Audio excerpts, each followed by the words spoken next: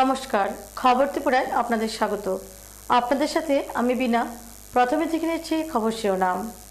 খবর শিরোনাম নিবেদন করছে আমার পরিবারের সুরক্ষা কবচ লিভসেভ। আইসিস বিরোধী অভিযানে 4 গুণ শক্তি নিয়ে ঝাঁপাবে আমেরিকা, G20 শীর্ষ সম্মেলনে ঘোষণা করলেন বারাক ওবামা। প্যারিসে জঙ্গি হামলার ঘটনায় মৃতের সংখ্যা বেড়ে দাঁড়ালো 132 এবং আহত 350। অসহিষ্ণুতা বিতর্কে লেখক বুদ্ধিজীবীদের পুরস্কার ফেরানো নিয়ে প্রেস কাউন্সিল অফ ইন্ডিয়ার জাতীয় পুরস্কার প্রদান অনুষ্ঠানে মত প্রকাশ রাষ্ট্রপতি প্রণব মুখোপাধ্যায়ের। এখন নিয়েছি ছোট একটি বিজ্ঞাপন বিরতি, সঙ্গে থাকুন খবর Tripura.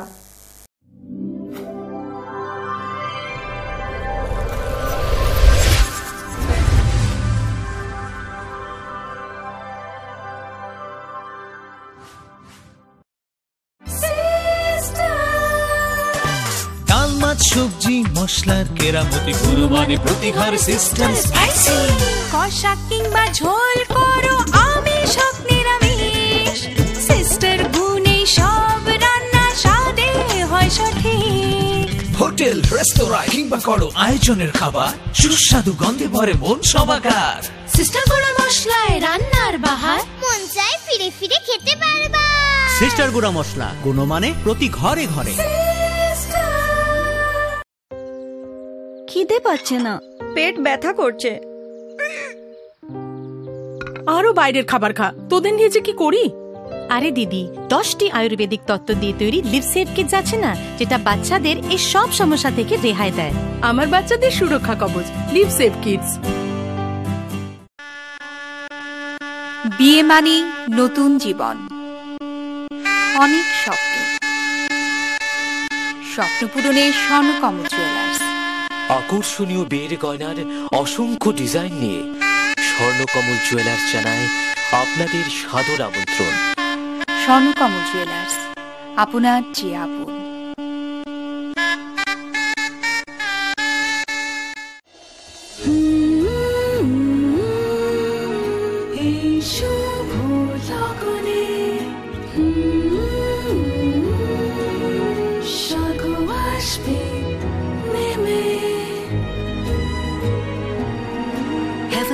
Collections from PC Chandra Jewelers. PC Chandra Jewelers এর Agartala showroom, Hariganga Basak road, paradise Chowmuhani, Agartala, Tripura. Phone 038123266666।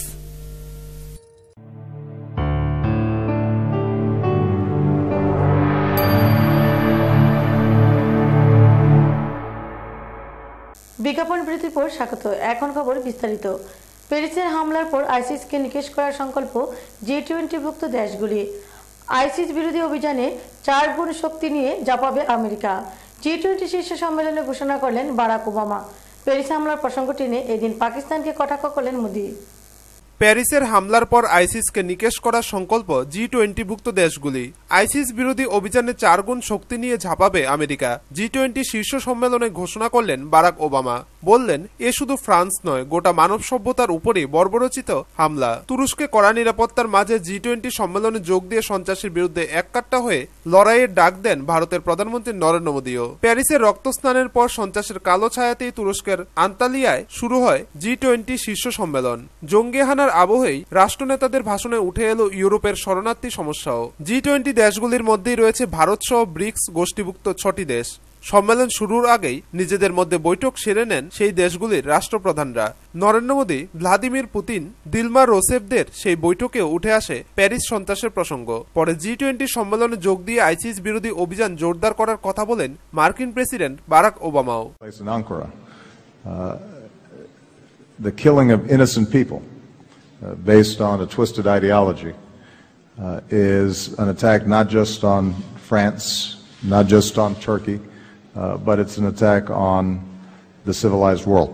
Provider of humanitarian assistance to displaced persons and refugees stands shoulder to shoulder with Turkey, Europe, and others in trying to help those who need help right now, even as we hope to reduce the flow of migrants because of the situation inside of Syria. Paris হামলার প্রসঙ্গ টেনে পাকিস্তানকে G20 সম্মেলনে ঘুরিয়ে আক্রমণ ভারতের প্রধানমন্ত্রী নরেন্দ্র মোদীর। তুরস্কে এক নৈশভোজের আসরে মোদী বলেন, বিশ্বের বহু দেশে এখনো সন্ত্রাসবাদের পুরনো পন্থা অনুসরণ করা হয় রাষ্ট্রনীতি হিসেবে। সেই সমস্ত দেশই বিশ্বের কাছে বর্তমানে ভয়ঙ্কর হুমকির কারণ হয়ে দাঁড়িয়েছে। সন্ত্রাসবাদী সংগঠনের ছোবলে নিশ্চিহ্ন হয়ে যাচ্ছে এক একটি দেশ, শহর। বিশ্বের কোনো জায়গায় সন্ত্রাসমুক্ত নয়, মন্তব্য মোদীর। সন্ত্রাসবাদকে নিয়ন্ত্রণ করতে ভারতের প্রধানমন্ত্রী G20 সম্মেলনে 10টি প্রস্তাব রেখেছেন। ফ্রান্সের হামলার পর G20 সম্মেলন উপলক্ষে তুরস্কের পর্যটন শহর আন্তালিয়া কড়া নিরাপত্তার চাদরে মুড়ে ফেলা হয়েছে, তবে তুরস্ক সন্ত্রাস এড়াতে পারেনি। সম্মেলন শুরুর আগে দক্ষিণ তুরস্কে আত্মঘাতী বিস্ফোরণের খবর আসে। বিস্ফোরণে গুরুতর জখম হন 4 পুলিশ কর্মী। ব্যুরো রিপোর্ট, খবর ত্রিপুরা। প্যারিসে জঙ্গি হামলার ঘটনায় মৃত্যুর সংখ্যা বেড়ে দাঁড়ালো 132, আহত 350 জন। এখনো পর্যন্ত 7 জন সন্দেহভাজনকে আটক করেছে পুলিশ। প্যারিসে জঙ্গি হামলার ঘটনায় মৃতের সংখ্যা বেড়ে দাঁড়ালো 132, আহতের সংখ্যা 350 জন। তাদের মধ্যে বেশ কয়েকজনের অবস্থা আশঙ্কাজনক। এদিকে এখনো পর্যন্ত 7 সন্দেহভাজনকে আটক করেছে পুলিশ। তাদের জেরার পর সালাহ আবদেসলাম নামে বছর 26-এর এক সন্দেহভাজনের ছবি প্রকাশ করে হুঁশিয়ারি জারি করেছে ফরাসি পুলিশ। ইতিমধ্যে 2টি গাড়ি আটক করেছে পুলিশ। গাড়িতে 3টি কালাশনিকভ মিলেছে। পুলিশ সূত্রে দাবি, উদ্ধার হওয়া 2টি গাড়ির মধ্যে একটি ব্যবহার করেছিল সন্দেহভাজন সালাম আবদেসলাম। তদন্তকারীদের দাবি, হামলার জন্য ব্যবহৃত 2টি গাড়ি বেলজিয়াম থেকে ভাড়া নেওয়া হয়েছিল। হামলার পর কেটে গিয়েছে 48 ঘন্টা, কিন্তু এখনো আতঙ্কে প্যারিস। রবিবার দে লা রিপাবলিক এলাকায় হঠাৎ অ্যালার্ম বেজে ওঠায় আতঙ্ক ছড়ায়। সাধারণ মানুষের মধ্যে হুড়োহুড়ি পড়ে যায়। ঘটনাস্থলে চলে আসে পুলিশ, যদিও সন্দেহভাজন কিছু মেলেনি। এদিকে সিরিয়ায় আইএস জঙ্গিদের ঘাঁটি লক্ষ্য করে পাল্টা বিমান হামলা ফ্রান্সের। প্যারিসে হামলার পর জঙ্গি দমনে আরো কঠোর পদক্ষেপের হুঁশিয়ারি দিয়েছিলেন ফ্রান্সের প্রেসিডেন্ট ফ্রাঁসোয়া ওলাদ। হুঁশিয়ারির 48 ঘন্টা কাটতে না কাটতে সিরিয়ার রাকায় আইএস এর ঘাঁটি ও প্রশিক্ষণ শিবির লক্ষ্য করে বোমারু বিমান থেকে বোমা বর্ষণ শুরু করল ফরাসি সেনা। জঙ্গি দমনে সিরিয়ায় 12টি যুদ্ধ বিমান, 10টি বোমারু বিমান পাঠিয়েছে ফ্রান্স। এখনো পর্যন্ত সিরিয়ার বিভিন্ন জায়গায় আইএস এর ঘাঁটি লক্ষ্য করে 20টি বোমা ফেলেছে বোমারু বিমান। ফরাসি সরকারের তরফে বিবৃতি জারি করে জানানো হয়েছে, আইএস এর একটি ঘাঁটি ও প্রশিক্ষণ শিবির সম্পূর্ণ ধ্বংস করে দেওয়া হয়েছে। এদিকে শুধু ফ্রান্স নয়, ইউরোপের অন্যান্য দেশগুলির বিরুদ্ধেও প্যারিস হামলার ধাঁচে সন্ত্রাসবাদী হানার ছক কষা হচ্ছে, এমনই সতর্কবার্তা শোনালেন ফরাসি প্রধানমন্ত্রী ম্যানুয়েল ভালস। একই সঙ্গে তিনি জানিয়েছেন, সন্দেহভাজন ইসলামী জঙ্গিদের বিরুদ্ধে ফ্রান্সের প্রায় 150টিরও বেশি অভিযান চালানো হয়েছে। দেশের দক্ষিণ পূর্বের শহর লিওতে অভিযান চালিয়ে অস্ত্রশস্ত্র বাজেয়াপ্ত করা হয়েছে। ফরাসি প্রধানমন্ত্রী বলেছেন, শুধু ফ্রান্সই নয়, ইউরোপের অন্যান্য দেশগুলির উপর হামলার চক্রান্ত অনেক দিন ধরেই চালানো হয়েছে এবং তা এখনো চলছে। ভালস বলেছেন, সন্ত্রাসবাদী হামলার আতঙ্ক ফ্রান্সকে দীর্ঘদিন ধরেই তাড়া করে বেড়াবে। শুক্রবারের রাতে যেভাবে তরুণ প্রজন্মকে নিশানা করা হয়েছে তাতে তিনি স্তম্ভিত বলে মন্তব্য করেছেন ভালস। ব্যুরো রিপোর্ট, খবর ত্রিপুরা। অসহিষ্ণুতার বিতর্কে লেখক, বুদ্ধিজীবী, শিল্পীদের সরকারি পুরস্কার ফেরানো নিয়ে প্রেস কাউন্সিল অফ ইন্ডিয়ার জাতীয় পুরস্কার প্রদান অনুষ্ঠানে একটু ঘুরিয়ে নিজের মত প্রকাশ করলেন রাষ্ট্রপতি প্রণব মুখোপাধ্যায়। অসহিষ্ণুতা বিতর্কে এবার রাষ্ট্রপতি প্রণব মুখোপাধ্যায় লেখক, শিল্পী, বুদ্ধিজীবীদের সরকারি পুরস্কার ফেরানো নিয়ে ঘুরিয়ে নিজের মত প্রকাশ করলেন। এক্ষেত্রে তিনি কার্যত বললেন, পুরস্কার ফেরানোটাই প্রতিবাদের একমাত্র রাস্তা নয়। প্রেস কাউন্সিল অফ ইন্ডিয়ার জাতীয় পুরস্কার প্রদান অনুষ্ঠানে রাষ্ট্রপতি বলেছেন, এ ধরনের মর্যাদাপূর্ণ পুরস্কার হলো প্রতিভা, মেধা ও কঠোর পরিশ্রমের প্রতি জনমানুষের স্বীকৃতি। Prestigious awards such as these are a public recognition of talent, merit and hard work by peers and leaders in the profession. Sensitive minds sometimes get disturbed by some incidents in society, but expression of concern over such events should be balanced. Emotions should not overrun reason, and disagreement should be expressed through debate. উল্লেখ্য, সম্প্রতি দেশে অসহিষ্ণুতার অভিযোগে প্রতিবাদ হিসেবে বেশ কয়েকজন লেখক, ইতিহাসবিদ এবং বুদ্ধিজীবী তাদের পুরস্কার ফিরিয়ে দিয়েছেন। রাষ্ট্রপতি এদিন তার বক্তৃতার মাধ্যমে প্রতিবাদীদের প্রতি বার্তা দিয়েছেন বলে মনে করা হচ্ছে। মতামত প্রকাশের মাধ্যম হিসেবে কার্টুন ও ব্যঙ্গ বিদ্রুপের প্রভাব সংক্রান্ত বিষয়ে বলতে গিয়ে রাষ্ট্রপতি বলেছেন, ভারতের ধ্যান ধারণা এবং সংবিধানে উল্লেখিত মূল্যবোধ ও আদর্শের প্রতি আস্থা রাখতে হবে। যখনই প্রয়োজন পড়েছে তখনই ভারত নিজেকে সংশোধন করতে সক্ষম হয়েছে। That the discussions are dedicated to the two legendary cartoonists R.K. Lakshman and Rajinder Puri, who are no longer with us. I pay tribute to these two individuals who made immense contribution to the art of cartooning as well as public accountability and social criticism in our country. রাষ্ট্রপতি আরো বলেছেন, খোলা মনে গঠনমূলক সমালোচনাকে গ্রহণ করা ভারতের দীর্ঘদিনের ঐতিহ্য। এই ঐতিহ্যকে সযত্নে লালন পালন করতে হবে। ব্যুরো রিপোর্ট, খবর ত্রিপুরা। এখন সময় একটি ছোট্ট বিরতি। বিরতির পর অন্যান্য খবর নিয়ে ফিরে আসছি, সঙ্গে থাকুন।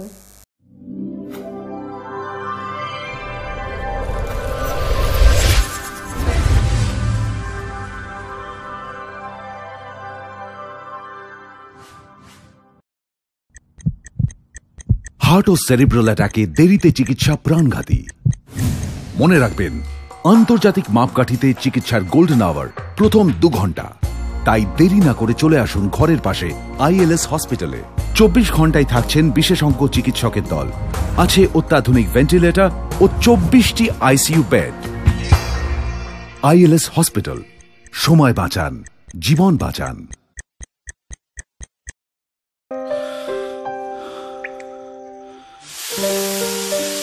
ছেড়ে দিচ্ছ না কেন? ভয় করে প্রতিদিনের এই সমস্যা তোমার লিভারের ক্ষতি যেন না করে। লিভসেভ প্রতিদিন খাও, যাতে এই সব সমস্যা থেকে তুমি রেহাই পাও।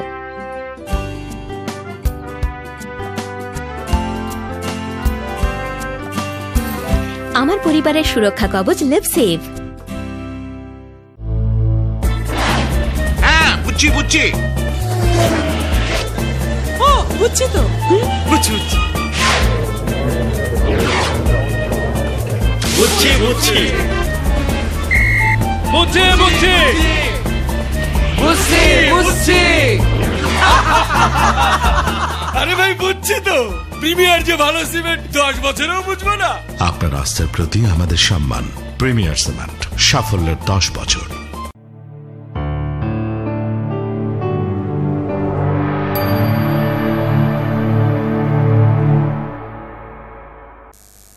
বিজ্ঞাপনের বিরতির পর স্বাগত।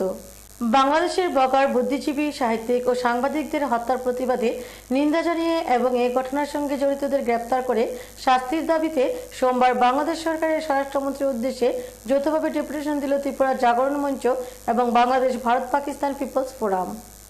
বাংলাদেশের ব্লগার, বুদ্ধিজীবী, মানবতাবাদী কর্মী, শিল্পী, সাহিত্যিক, সাংবাদিক সহ প্রকাশক হত্যার প্রতিবাদের ঝড় এবার আছড়ে পড়ল ত্রিপুরা রাজ্যেও। বাংলাদেশের একাধিক বুদ্ধিজীবী ও ব্লগার হত্যা এবং বুদ্ধিজীবীদেরকে হত্যার হুমকির প্রতিবাদে নিন্দা জানিয়ে এবং এই ঘটনার সঙ্গে জড়িতদের গ্রেপ্তার করে শাস্তির দাবিতে সোমবার বাংলাদেশ সরকারের স্বরাষ্ট্রমন্ত্রীর উদ্দেশ্যে যৌথভাবে ডেপুটেশন দিল ত্রিপুরা জাগরণ মঞ্চ এবং বাংলাদেশ ভারত পাকিস্তান পিপলস ফোরাম। এই দুইটি সংগঠনের এক প্রতিনিধি দল রাজধানী আগরতলার কুঞ্জবনস্থিত বাংলাদেশ ভিসা অফিসে গিয়ে প্রথম সচিব মোহাম্মদ মনিরুজ্জামানের হাতে তাদের এই দাবি সনদ তুলে দেন। বাংলাদেশের মানবতাবাদী কর্মী হত্যার প্রতিবাদ জানিয়ে এই দুটি সংগঠনের যৌথ উদ্যোগে কিছুদিন আগে আগরতলা প্রেস ক্লাবে এক প্রতিবাদ সভার আয়োজন করা হয়েছিল। আমরা এখানে বাংলাদেশ ভিসা অফিসের কাছে আমাদের আবেদন জানাতে এসেছি। আমাদের যে বাংলাদেশ ভারত পাকিস্তান পিপলস ফোরাম এবং ত্রিপুরা জনজাগরণ মঞ্চের যৌথ উদ্যোগে আমরা একটা অনুষ্ঠান করেছি, ধিক্কার সভা করেছি স্থানীয় প্রেস ক্লাবে। সেই ধিক্কার সভাতে আমরা সবাই সম্মিলিতভাবে আমরা অভিমত প্রকাশ করেছি যে আমরা বাংলাদেশ সরকারের দৃষ্টি আকর্ষণ করার জন্য আগরতলাস্থ ভিসা অফিসের মাধ্যমে আমরা একটা প্রতিবাদ জ্ঞাপন করব। ব্যুরো রিপোর্ট, খবর ত্রিপুরা। আগামী 9 ডিসেম্বর রাজ্যে পুর পরিষদ ও নগর পঞ্চায়েত নির্বাচনকে সামনে রেখে সোমবার রাজধানী আগরতলা, উদয়পুর, বিশালগড়, আমবাসা ও তেলেমুড়াতে বামপ্রার্থীরা দীপ্ত মিছিল ও স্লোগানে সুসজ্জিত হয়ে নিজ নিজ মহকুমার রিটার্নিং অফিসারের নিকট তাদের মনোনয়নপত্র জমা দেন। আগরতলা পুর নিগম নির্বাচন উপলক্ষে সোমবার মনোনয়নপত্র জমা দিল বামফ্রন্ট প্রার্থীদের একাংশ। এদিন প্রথমে পুর নিগমের বিভিন্ন ওয়ার্ড এলাকা থেকে সিপিএম সহ বামফ্রন্টের শরিক অন্যান্য দলের কর্মী সমর্থকরা নিজ নিজ প্রার্থীদেরকে সঙ্গে নিয়ে মিছিল করে প্রথমে রবীন্দ্র ভবনের সামনে এসে জড়ো হন ও সেখান থেকে বিশাল র্যালি করে মনোনয়নপত্র জমা করার জন্য রিটার্নিং অফিসারের অফিসে যান। এদিন প্রার্থীদেরকে নিয়ে মনোনয়নপত্র জমা দেওয়ার সময় র্যালিতে কর্মী সমর্থকদের উপস্থিতি ছিল চোখে পড়ার মতো। তারা ঢাকঢোল সহ নানা বাদ্যযন্ত্র নিয়ে মিছিলে সামিল হয়েছিলেন। এদিন এই মনোনয়ন কর্মসূচির নেতৃত্বে ছিলেন সিপিআইএম দলের পশ্চিম ত্রিপুরা জেলা কমিটির সম্পাদক পবিত্র কর এবং সিপিআইএম নেতা তথা সাংসদ শঙ্কর প্রসাদ দত্ত। সিপিআইএম দলের পশ্চিম ত্রিপুরা জেলা কমিটির সম্পাদক পবিত্র কর বলেন, এই ভোটে বামফ্রন্টের মূলত একটি ইস্যু, সেটি হলো উন্নয়ন ও শান্তি। নাগরিক সুবিধা আরও উত্তরোত্তর বৃদ্ধি করাই প্রধান লক্ষ্য বলে জানান তিনি। সাংবাদিকদের প্রশ্নের জবাবে তিনি বলেন, আগরতলা পুর নিগমের 49টি আসনেই জয়ের ব্যাপারে বামফ্রন্ট আশাবাদী। সেই সঙ্গে তিনি আরও জানান, এবছর বিরোধী দলের প্রার্থীর সঙ্গে বামফ্রন্ট প্রার্থীদের ভোটের ব্যবধান আরও বাড়বে। ভোটের তো ইস্যু একটাই আমাদের কাছে, উন্নয়ন এবং শান্তি। আগরতলা এখন ভারতবর্ষের যে আদর্শ শহরগুলো তার মর্যাদা পেয়েছে। আগরতলা শহরকে আমরা প্রতিটি নাগরিকের কাছে তার যে নাগরিক পরিষেবা প্রত্যেকের কাছে পৌঁছে দেওয়ার জন্য অঙ্গীকার বামফ্রন্টের। আমরা বস্তিবাসী যারা আছে তাদের যাতে সুষ্ঠু পুনর্বাসন আমরা করতে পারি, আগরতলা শহরের রাস্তাঘাট, বিদ্যুৎ, পানীয় জল এই সমস্ত ব্যবস্থা আরও উন্নয়ন করার জন্য আমরা কাজ করছি। আগরতলা শহর শান্তির শহর, এই শান্তিকে অব্যাহত রাখার জন্য তার যে সাংস্কৃতিক ঐতিহ্য, যে রবীন্দ্রনাথ 7 বার এখানে এসেছিলেন, এটা সংস্কৃতির শহর, তাই এই ঐতিহ্য আমরা এগিয়ে নিয়ে যাব। আমরা 49টা আসনেই আমরা জয়লাভ করবো, এই সম্পর্কে আমাদের কোনো সন্দেহ নেই। গত বছরের তুলনায় এবার কি ভোটের জয়ের ব্যবধান বাড়বে বলে আশা? বাড়বে, সব জায়গাতে ব্যবধান। এদিন মোট 29টি ওয়ার্ডের বামফ্রন্ট প্রার্থীরা রিটার্নিং অফিসারের কাছে মনোনয়নপত্র জমা করেন। এদের মধ্যে কয়েকজন প্রার্থী বর্তমানেও কাউন্সিলর পদে রয়েছেন। এদিন আগরতলা পুর নিগমের পাশাপাশি রাজ্যের অন্যান্য পুর পরিষদের বামফ্রন্ট প্রার্থীরাও মনোনয়নপত্র জমা দেন। এদিকে সোমবার দুপুর 12টায় 15 জন প্রার্থী বিশালগড় মহকুমা শাসকের নিকট মনোনয়নপত্র জমা দেন। এদিন বেলা 11টা থেকে বামফ্রন্টের সমস্ত প্রার্থী, বিভাগীয় নেতৃত্ব এবং প্রায় 1000 কর্মী সমর্থক জাঙ্গালিয়ায় জড়ো হয়। সেখানে থেকে পায়ে হেঁটে মিছিলের মাধ্যমে বিশালগড় মহকুমা অফিস প্রাঙ্গণে মিলিত হন। তারপর একে একে 15 জন প্রার্থী 3 জন করে প্রস্তাবক নিয়ে মনোনয়নপত্র দাখিল করেন। জেলা সম্পাদক গৌরা চক্রবর্তীর নেতৃত্বে এই মনোনয়নপত্র জমা দেওয়ার কাজ সংগঠিত করে বামফ্রন্ট। তাছাড়া মহকুমা সম্পাদক সিদ্দিকুর রহমান, আরএসপি নেতা প্রাণকৃষ্ণ আচার্য, ফরওয়ার্ড ব্লকের নেতা গোপাল দেবনাথ সহ স্থানীয় নেতৃবৃন্দ এদিন উপস্থিত ছিলেন। জেলা সম্পাদক গৌরা চক্রবর্তী বলেন, 15টি ওয়ার্ডেই বামফ্রন্টের জয় নিশ্চিত। শান্তি, সম্প্রীতি ও উন্নয়নের ধারাকে অব্যাহত রাখতে এবং হিংসা ও অসহিষ্ণুতা রুখতে বামফ্রন্ট প্রার্থীদের তিনি বিপুল ভোটে জয়ী করার আহ্বান জানান। তিনি আরও বলেন, ছোট্ট রাজ্য ত্রিপুরার বামফ্রন্ট সরকারের কোনো বিকল্প নেই। কংগ্রেস এবং বিজেপির কোনো কর্মসূচি নেই। মানুষের হয়ে তারা কোনো আন্দোলন করে না। বিজেপি তাদের ক্ষমতা টিকিয়ে রাখার জন্য কর্পোরেটদের পেছনে ধরেছে। গরিব মানুষদের জন্য কোনো চিন্তা নেই তাদের। একমাত্র রাজ্যের বামফ্রন্ট সরকারই পারে গরিব মানুষের মুখে হাসি ফোটাতে। তাই সকল অংশের ভোটারদের কাছে বামফ্রন্ট প্রার্থীদের বিপুল ভোটে জয়ী করার আবেদন করেন তিনি। বিশালগড় মহকুমা শাসকের অফিসে বিশালগড় পুর পরিষদের 15 আসনের বামফ্রন্টের প্রার্থীপদ দাখিল করবার জন্য এখানে সমবেত হয়েছে। আমাদের প্রার্থী তালিকায় 13 জন বামফ্রন্ট সমর্থিত সিপিআইএম প্রার্থী, 1 জন বামফ্রন্ট সমর্থিত ফরওয়ার্ড ব্লক প্রার্থী, 1 জন আরএসপি প্রার্থী। আমরা এই নির্বাচনে বিশালগড় নগরের থেকে শুরু করে পরবর্তীকালে পুর পরিষদ গঠন হওয়া পর্যন্ত বিগত 5 বছর বা তার পূর্বে নমিনেটেড কমিটির মাধ্যমে যে কাজ করেছি, সেই নিরিখে উন্নয়নের ধারাকে অব্যাহত রেখে এই জায়গার যারা খেটে খাওয়া মানুষ, তৎসহ মধ্যবিত্ত মানুষ, তাদের পুরো সমস্যাগুলো সমাধানের জন্য যে কাজ করেছি তাতে গতি আনবার জন্য মানুষের কাছে ভোট চাইছি। এদিকে উদয়পুরেও মনোনয়ন জমার লাল ঝন্ডা দীপ্ত মিছিল জানান দিয়ে গেল জয়ের আগাম বার্তা। মোহর মোহর স্লোগান, ব্যান্ডের তাল আর লাল পতাকায় তোরণে সাজানো ছিল মিছিল। শীতের দুপুরে রৌদ্রের সহ্য করা উত্তাপে বিশাল মিছিল জামতলা থেকে শুরু হয়ে থামে মহকুমা শাসক অফিস চত্বরে। উদয়পুর পুর পরিষদের 21 জন বামফ্রন্টের প্রার্থী নির্বাচনের রিটার্নিং অফিসার তথা মহকুমা শাসক শুভাশিস বন্দ্যোপাধ্যায়ের নিকট জমা দেন তাদের মনোনয়নপত্র। মহকুমা শাসকের অফিসের নিচে সংক্ষিপ্ত সভায় বামফ্রন্টের নেতৃত্ব আহ্বান জানান।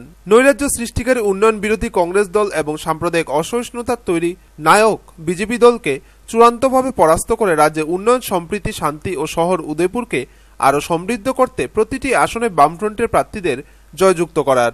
সোমবার সকাল থেকেই প্রতিটি ওয়ার্ডে সংগ্রামে মানুষের ছিল ব্যস্ততা। ঘরের কাজ আংশিক করে সকাল 10টায় ঘর ছেড়েছেন মায়েরা।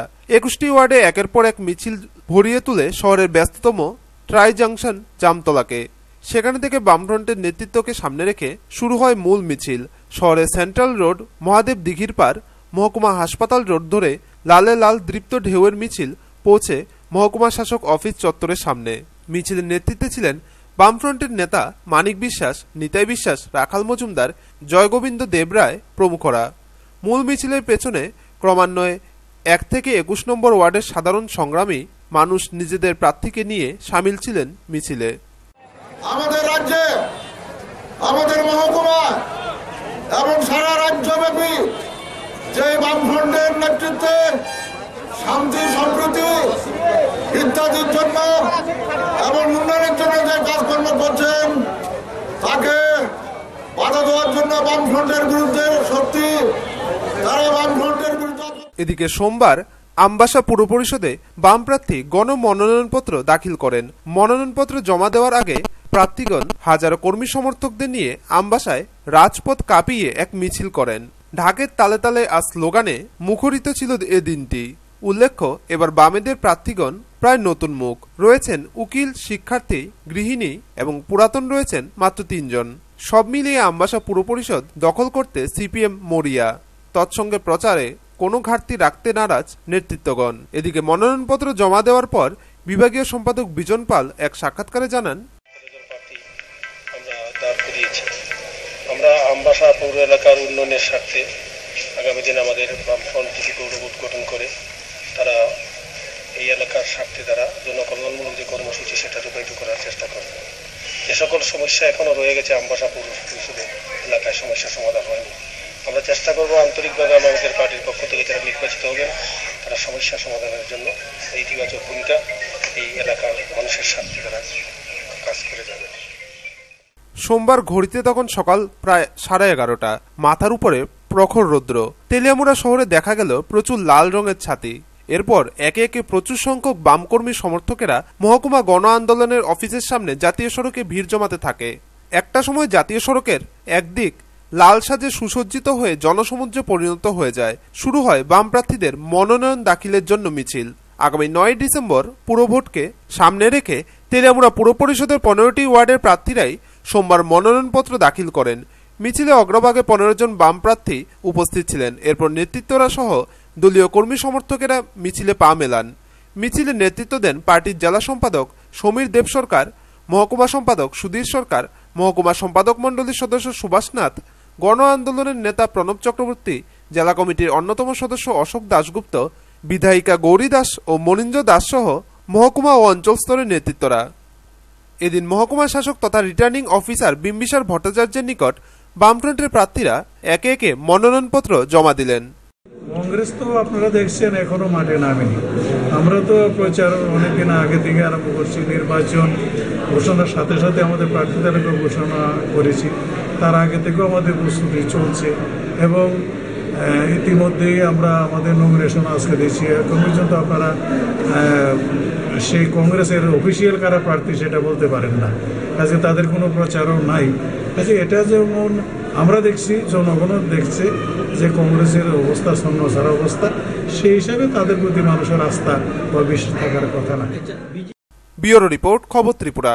সোনামার শপিং কমপ্লেক্সে অস্থায়ী বেরেকে আত্মঘাতী টিএসআর জওয়ান অমূল্য দেবনাথের মৃতদেহ তুলে দেওয়া হলো তার পরিবারের হাতে। সোমবার ময়নাতদন্তের পর তার মৃতদেহ তুলে দেওয়া হয় তার আত্মীয় পরিজনদের হাতে। মৃত জওয়ানের বাড়ি খোয়াই জাম্বুরা এলাকায়। অবশেষে ময়নাতদন্তের পর সোনামুড়া শপিং কমপ্লেক্সে নিজে সার্ভিস রাইফেলের গুলিতে আত্মঘাতী টিএসআর জওয়ান অমূল্য দেবনাথের মৃতদেহ তুলে দেওয়া হয় তার পরিবার পরিজনদের হাতে। সোমবার সোনামুড়া হাসপাতালে ময়নাতদন্তের পর তার মৃতদেহ নিয়ে তার নিজ বাড়ি খোয়াই জাম্বুরার উদ্দেশ্যে রওনা দেন তার আত্মীয় পরিজনেরা।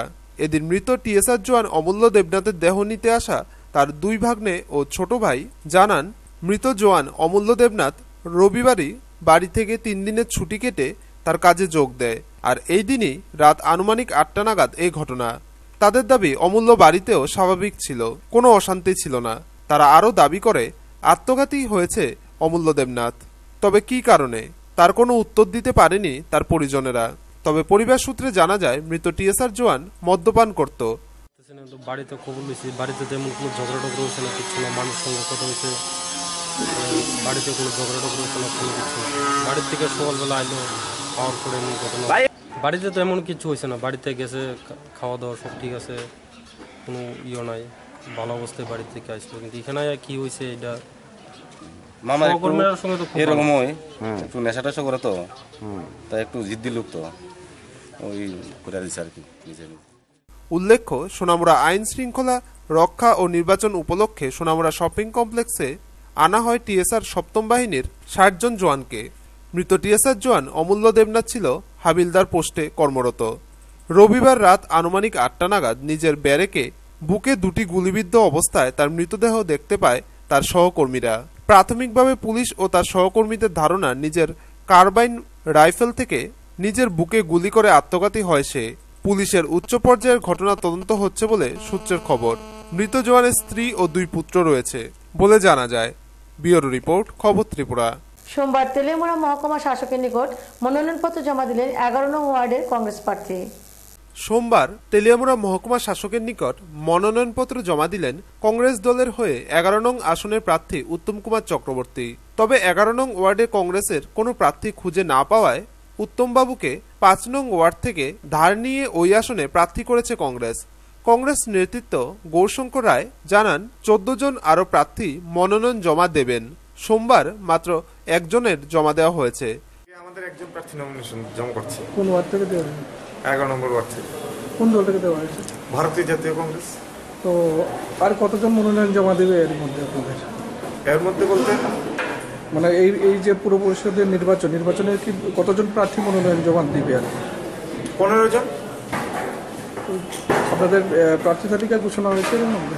আমাদের প্রার্থী তালিকা আমরা দলীয় স্তরে আমরা তৈরি করে রেখেছি। আমরা প্রকাশ্যে সাংবাদিক সম্মেলন করে বা প্রেস মিট করে আমরা এখনো ঘোষণা করিনি। তবে তেলিয়ামুড়া জুড়ে জল্পনা চলছে, গোষ্ঠী কোন্দলে জর্জরিত কংগ্রেস কোনো আসনের প্রার্থী খুঁজে পাচ্ছে না। তবে প্রার্থীপদ ঘোষণা ছাড়াই সোমবার তারা 11 নং আসনে প্রার্থী মনোনয়ন দাখিল করেছেন। ব্যুরো রিপোর্ট, খবর ত্রিপুরা। লংতরা ভ্যালি ছৈল্যাংটাতে বিধ্বংসী অগ্নিকাণ্ডে পরিস্থিতি থমথমে, ক্ষোভের মুখে দমকল বাহিনী।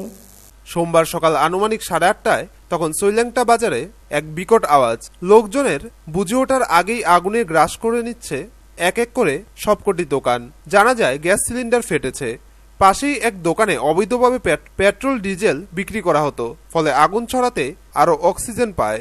খবর নিয়ে জানা যায় ক্ষয়ক্ষতির পরিমাণ প্রায় 80 লক্ষাধিক টাকা। এদিকে ঘটনার খবর পেয়ে ঘটনাস্থলে ছুটে যান ছৈল্যাংটা থানার পুলিশ। এদিন সিআরপিএফ ক্যাম্প থেকে জওয়ানেরাও এসে সাহায্যের হাত বাড়িয়ে দেয়। অন্যদিকে মনু থেকে দমকল বাহিনী আসতে প্রায় ঘণ্টাখানেক সময় লাগে। পরে আগুন আয়ত্তে আনার পর এলাকাবাসীর ক্ষোভের মুখে পড়ে তারা। পরিস্থিতি বর্তমানে থমথমে। এ বিষয়ে প্রত্যক্ষদর্শী জানান, এখানে আগুন জ্বলতেছে, আমি বালতিটা ধুয়ে আবার গড়ে ঢুকছি, গড়ে ঢুকে আমার ট্যাঙ্কি বাইর করছি, গ্যাসের ট্যাঙ্কি বাইর করছি, আর কিচ্ছু বাইর করতেছি না। এটা জ্বললেই আমার এই গড়ে ঢুকে আছে। আর ওইখান থেকে যে জ্বলছে, কি থেকে জ্বলছে মনে করেন? এটা কইতে পারলাম না। আগুনটা এনে জ্বলছে, এবারে একটা আওয়াজ হয়েছে বড়, গ্যাসের ট্যাঙ্কি একটা ফুটছে। এখানে কি তেল বেচা হইতো? তেল বেচা হইতো আমি জানি। হ্যাঁ, তেল এখানেও রাখা হয়, কম বেশ রাখা হয়, আমি জানি এনে বেচা হইতো। তো আগুনটা এখান থেকেই লাগছে? আগুনটা লাগছে কিন্তু 2 নম্বর দোকানটার থেকে। আমি আইও দেখে আগুন, আর আগুনটা লাগবার আগে আমি দেখছি একটা আওয়াজ হয়েছে, আর কিটা দিয়ে আগুন লগে বাজিয়ে থাকে আগুন। আপনারা হেল্প করছে কেটা? প্রথম সিআরপিটিআর দিয়ে আইসে, তারা কিটা করবে, জল নাই, তবু কয়েক বালতি করে আইন না দিচ্ছে। আচ্ছা, ফায়ার সার্ভিস কোন সময়? ফায়ার সার্ভিস প্রায় আগুন পূজা সার প্রায় 1 ঘন্টা পরে আইছে, কম 1 ঘন্টা, 1 ঘন্টা বাদে গেল, তবে 40 মিনিট 40-50 মিনিট। হ্যাঁ, দুনিয়া পূজা দেখা যায় এবারে আইছে। ব্যুরো রিপোর্ট, খবর ত্রিপুরা।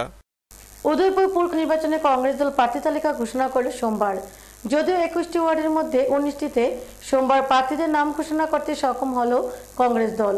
এই দিন উদয়পুর কংগ্রেস ভবনে সাংবাদিক সম্মেলন করে প্রার্থী তালিকা ঘোষণা করেন প্রদেশ কংগ্রেসের সম্পাদক তথা বিধায়ক প্রণজিৎ সিংহ রায়। উদয়পুর পৌর পরিষদ নির্বাচনে কংগ্রেস দল প্রার্থী তালিকা ঘোষণা করল সোমবার। যদিও সবগুলি আসনের পূর্ণাঙ্গ তালিকা ঘোষণা করতে পারেনি। 21টি ওয়ার্ডের মধ্যে 19টিতে সোমবার প্রার্থীদের নাম ঘোষণা করতে সক্ষম হয় কংগ্রেস দল। এদিন উদয়পুর কংগ্রেস ভবনে সাংবাদিক সম্মেলন করে প্রার্থী তালিকা ঘোষণা করেন প্রদেশ কংগ্রেসের সম্পাদক তথা বিধায়ক প্রণজিৎ সিংহ রায়। তিনি জানান, আগামী 18 নভেম্বর কংগ্রেস দলের প্রার্থীরা মনোনয়ন জমা দেবে। পৌর পরিষদের 2 ও 15 নম্বর ওয়ার্ডের প্রার্থীদের নাম পরে জানানো হবে বলে জানান। ঘোষণাকৃত কংগ্রেস দলের প্রার্থীরা হলেন 1 নম্বরে রিঙ্কু দেব, 3 রেজাউল হোসেন, 4 শিল্পী দে, 5 শক্তিপতি চক্রবর্তী, 6 বুলটি দাস, 7 সংহিতা চক্রবর্তী, 8 রেখা দাস, 9 ত্রিদীপ কান্তি দাস, 10 রবীন্দ্র দাস সর্দার, 11 নম্বরে শঙ্কর দাস, 12 নম্বরে সঞ্চিতা দেব, 13 নম্বরে নন্দিতা দত্ত, 14 নম্বরে রতন দেবনাথ, 16 নম্বরে ভ্রমর সোম, 17 নম্বরে নন্দন দত্ত, 18 নম্বরে আব্দুল গফুর চৌধুরী, 19 নম্বরে রাখি বেগম, 20 নম্বরে রাখাল চন্দ্র দে, 21 নম্বরে দীপঙ্কর ভৌমিক। এই দিনের সাংবাদিক সম্মেলনে প্রণজিৎ সিংহ রায় ছাড়াও ছিলেন জেলা কংগ্রেস সভাপতি কাজল চন্দ্র দাস, কংগ্রেস নেতা শীতল মজুমদার প্রমুখ। মোহাম্মদ রেজাউল হোসেন, শ্রীমতী শিল্পী দে, শ্রীমতী বুলটি দাস, শ্রীমতী সংহিতা চক্রবর্তী, শ্রীমতী রেখা দাস, শ্রী ত্রিদীপ কান্তি দাস, শ্রীমতী আর কি আসতে কম আচ্ছা প্রার্থী ঘোষণা করলেও নির্বাচনের প্রচারে কংগ্রেস দল বামফ্রন্টের চেয়ে বহু যোজন পিছিয়ে আছে। সোমবার বামফ্রন্ট 21টি আসনের মনোনয়ন জমা দেওয়া শেষ করলেও কংগ্রেস পূর্ণাঙ্গ প্রার্থী তালিকা ঘোষণা করতে সক্ষম হয়নি। ব্যুরো রিপোর্ট, খবর ত্রিপুরা। সোমবার বিশালগড় মহকুমা রিটার্নিং অফিসারের নিকট মনোনয়নপত্র জমা দিলেন বিজেপি দলের 9 জন প্রার্থী। বাকি 6 জন প্রার্থীর মনোনয়নপত্র পরবর্তী সময়ে প্রদান করা হবে বলে জানান জেলার বিজেপি সহ সভাপতি অঞ্জন পুরকায়স্থ। 6টি আসন খালি রেখে 9 জন ওয়ার্ড প্রার্থীর মনোনয়নপত্র দাখিল করল বিজেপি। তবে আগামী 2-3 দিনের মধ্যে বাকি 6 জন প্রার্থীর মনোনয়নপত্র দেওয়া হবে বলে দলের পক্ষ থেকে জেলার বিজেপি সহ সভাপতি অঞ্জন পুরকায়স্থ জানিয়েছেন। সোমবার বিকেল 3টায় 9 জন ওয়ার্ড প্রার্থী সহ তাদের প্রস্তাবকদের নিয়ে বিশালগড় মহকুমা অফিসে সমবেত হন তারা। তারপর একে একে সমস্ত প্রার্থীরাই মহকুমা শাসক প্রসূনদের নিকট মনোনয়নপত্র প্রদান করেন। দলের পক্ষ থেকে জানানো হয়েছে, বিশালগড় পুর পরিষদ নির্বাচনে সবকটি আসনে বিজেপি জয়ী হবার প্রবল সম্ভাবনা রয়েছে। সহসভাপতি অঞ্জন পুরকায়স্থ জানিয়েছেন, বিশালগড় ব্লক দুর্নীতি কাণ্ডই হবে বিজেপি আন্দোলনের মূল ইস্যু। তাছাড়া গত 5 বছরের শাসক দল পরিচালিত বিশালগড় পুর পরিষদ জনকল্যাণে কোনো কাজ করেনি। শুধুমাত্র অফিস টিলার কয়েকটি ওয়ার্ড ছাড়া বাকি সব ওয়ার্ডে উন্নয়ন মুখ থুবড়ে পড়েছে। এবারের পুর নির্বাচনে জনগণ সঠিক জবাব দেবে বলে তিনি অভিমত ব্যক্ত করেন। আমরা ভারতীয় জনতা পার্টির পক্ষ থেকে বিশালগড় পৌরসভাতে 9 জনকে প্রার্থী 9 জনের প্রার্থী নমিনেশন জমা দিয়েছি। আর আমরা জয়ের ব্যাপারে সম্পূর্ণ আশাবাদী, কারণ বিগত 3-4 বছর যে নগর পঞ্চায়েত এবং বাকি যে দিনগুলি পৌরসভা তাদের যে পরিষেবা দেওয়ার কথা সেই পরিষেবা তারা ঠিকমতো দিতে পারেননি। নির্বাচনের মূল প্রথম ইস্যু হলো তাদের দুর্বলতা, তারা যে সাংগঠনিক, তারা যে আমাদের প্রশাসনিক যেভাবে দিতে পারেনি। তারপর ব্লকের যেই ব্লকে যে দুর্নীতিগুলি হয়েছে সেগুলি তুলে ধরবো। আমাদের পৌরসভা তো বিভিন্ন দুর্নীতি আছে, এগুলি আপনার সময়ে আপনাদের কাছে বিভিন্নভাবে উপস্থাপন করব। ব্যুরো রিপোর্ট, খবর ত্রিপুরা। আগামী 9 ডিসেম্বর নির্বাচনকে সামনে রেখে আমবাসায় প্রচারে ঝড় তুলেছে বিরোধী কংগ্রেস দল। আমবাসা পৌর পরিষদের 8 নং ওয়ার্ডের কংগ্রেস প্রার্থী জয়ের ব্যাপারে 100% নিশ্চিত। আর মাত্র হাতে গোনা কটা দিন, তারপরে রাজ্যে অনুষ্ঠিত হবে পুর ও নগর নির্বাচন। এই দিনে আমবাসা পৌর পরিষদ পুনরায় কংগ্রেসের দখলে আনতে ময়দানে নেমে পড়েছে 13 জন প্রার্থী সহ স্থানীয় কর্মী সমর্থক। এদিকে আমবাসা পৌর পরিষদের 8 নং ওয়ার্ডের কংগ্রেস প্রার্থী দিলীপ বিশ্বাস ওনার ওয়ার্ডের প্রত্যেক গণদেবতার বাড়ি বাড়ি গিয়ে ভোট ভিক্ষা চান। এদিন প্রচারে কর্মীদের উপস্থিতি ছিল চোখে পড়ার মতো। প্রার্থী দিলীপ বিশ্বাস এবার জয় নিয়ে 100% আশাবাদী। উল্লেখ্য, গত নির্বাচনেও এই ওয়ার্ডটা কংগ্রেসের দখলে ছিল। এদিন প্রচারে গতবারের জয়ী প্রার্থী স্বপন পালও সঙ্গে ছিলেন। এ বিষয়ে প্রার্থী দিলীপ বিশ্বাস জানান, এবং যত কংগ্রেস কর্মীদের কাছে আমরা এই আবেদন রাখছি এবং সারাও পেয়েছি। তাই আমরা সবার প্রত্যেকের বাড়ি বাড়ি আজকে আমরা এই যে প্রার্থীর যে প্রচারটা, সেই প্রচারটা আজকে সেরে মোটামুটি খাসাই লেছি। 5টার মধ্যে আমরা শেষ হয়ে যাবে। ব্যুরো রিপোর্ট, খবর ত্রিপুরা। খবর শেষ করার আগে আবার দেখে নিচ্ছি খবর শিরোনাম। খবর শিরোনাম নিবেদন করছে আমার পরিবারের সুরক্ষা কবচ লিভসেভ। আইসিস বিরোধী অভিযানে 4 গুণ শক্তি নিয়ে ঝাঁপাবে আমেরিকা, G20 শীর্ষ সম্মেলনে ঘোষণা করলেন বারাক ওবামা। প্যারিসে জঙ্গি হামলার ঘটনায় মৃতের সংখ্যা বেড়ে দাঁড়ালো 132 এবং আহত 350। অসহিষ্ণুতা বিতর্কে লেখক বুদ্ধিজীবীদের পুরস্কার ফেরানো নিয়ে প্রেস কাউন্সিল অফ ইন্ডিয়ার জাতীয় পুরস্কার প্রদান অনুষ্ঠানে মত প্রকাশ রাষ্ট্রপতি প্রণব মুখোপাধ্যায়ের। আজকের মতো খবর আজ এই পর্যন্তই। দেখতে থাকুন, সঙ্গে থাকুন খবর ত্রিপুরা। নমস্কার।